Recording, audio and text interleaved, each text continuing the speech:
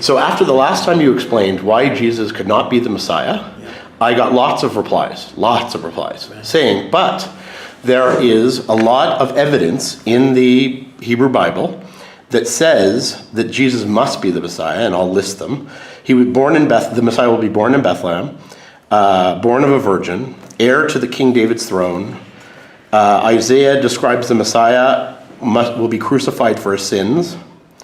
The Messiah would be resurrected from the dead, and would come before the destruction of the temple. These are the highlights that they gave me lists. So, could you speak to that? The issue, of course, why Judaism traditionally does not accept Jesus as the Messiah, and you have heard a number of arguments, a number of purported proofs. So if we go through them, obviously some of these proofs are relatively meaningless. Born in Bethlehem means nothing because there were plenty of people born in Bethlehem. Being a descendant of King David, well, indeed, we do believe in our tradition that the Messiah will be a descendant of King David, but once again, that doesn't prove the converse, that a descendant of King David is the Messiah.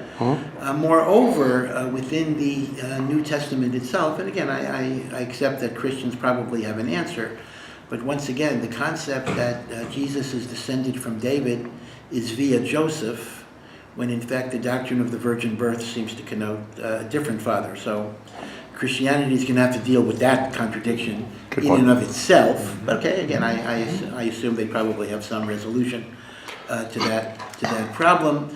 The issue of the Messiah coming before the destruction of the temple, I honestly do not know a source for that. Our tradition is exactly the opposite.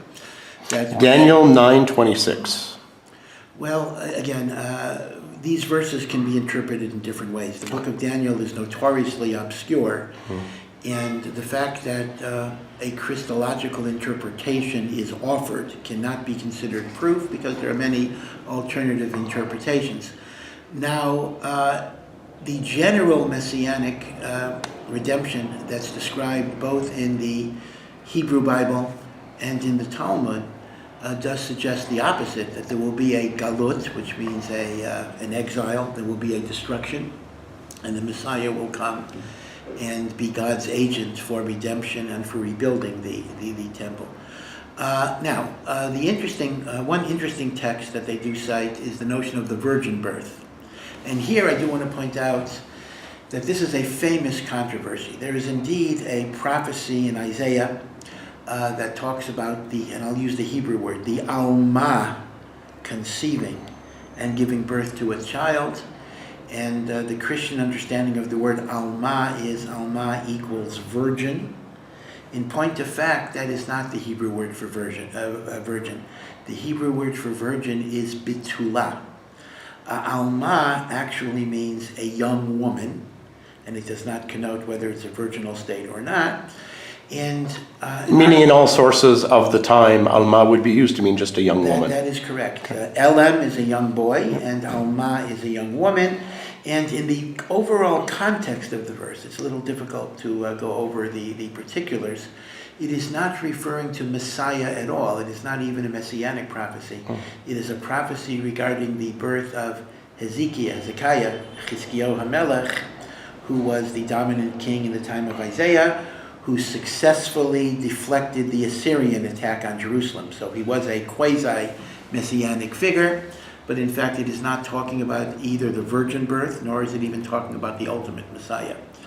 The final text, though, is they do talk about the crucifixion of the Messiah, which is again Isaiah 53, which talks about the suffering servant of God, indeed. And in many, many ways, one could look at various facts in Jesus' life and match them up with the prophecy in Isaiah. I understand that that is a possible interpretation.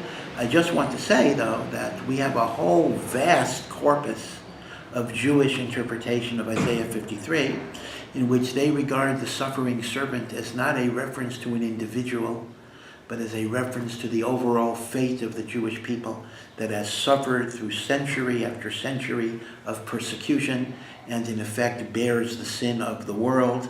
And that's part of the mysterious redemptive process, that through suffering and destruction there is new birth and creation and rejuvenation. I may be getting out on a limb here, even among my Jewish friends, and that is, in some ways, much of the Christian symbolism of the crucifixion is, in a sense, building on a mystical view of the Jewish people themselves. This concept that through suffering on behalf of the world, the world is somehow brought to a better and deeper and more spiritual place. We kind of go with that symbolism as well, except we apply it to the entire Jewish nation as opposed to an isolated person. So if you look at the classical biblical commentaries, you will see that the suffering servant of God, according to many, is interpreted as a reference to the Jewish people. So, as I say, a text cannot be a proof if there are multiple interpretations of a text. So, yes, if you interpret text A to mean X, then you can prove your proposition, but it doesn't have to mean X. There are many, many alternative interpretations. And how do you choose among them, I think, is whether or not it is consistent with your overall theological orientation.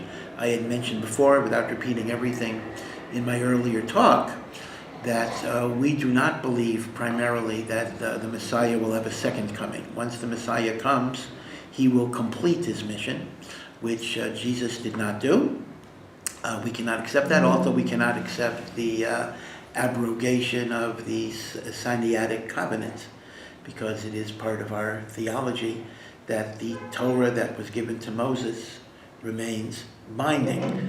Now, I understand there's a great deal of debate, even among Christians, whether Jesus himself taught the abrogation of the mitzvot, or that was a product of Paul later. And I don't want to enter into that debate, but certainly if it is a teaching of Christianity that the covenant of Sinai and the 613 mitzvot are no longer binding, that is not an acceptable position in Jewish theology.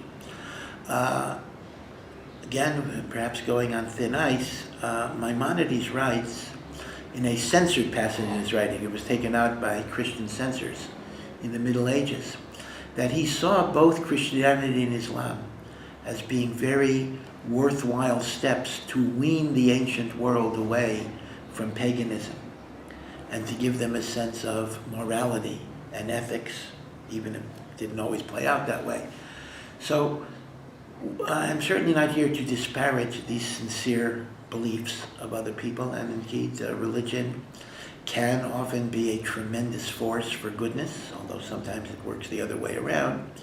But certainly I cannot say that the Jewish texts are proofs for Christian beliefs, since we in our own tradition have absolutely alternative and contradictory interpretations of those very texts.